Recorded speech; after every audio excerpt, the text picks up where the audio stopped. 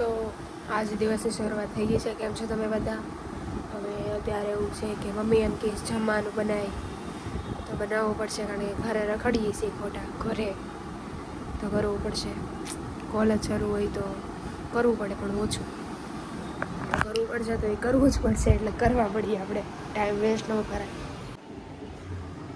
Okay guys, તો અત્યારે હવે બને છે, રોટલા બની ગયા, શાક બનાવવાનું બાકી છે, અને મારા ને મારા ભાઈ માટે પૌવા બનાવું છું, બટેકા પૌવા. તો હું બનાવું તમને. એમાંય મમ્મી કાંઈક કીધું કે હું આવીને ત્યારે કાંઈક લેતી આવીશ ખાવાનું, એટલે ઓછું બનાવું છું.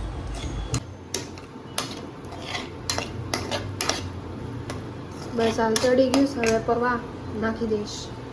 આ પૌવા હમણાં અંદર નાખી દઉં, પછી બતાવું.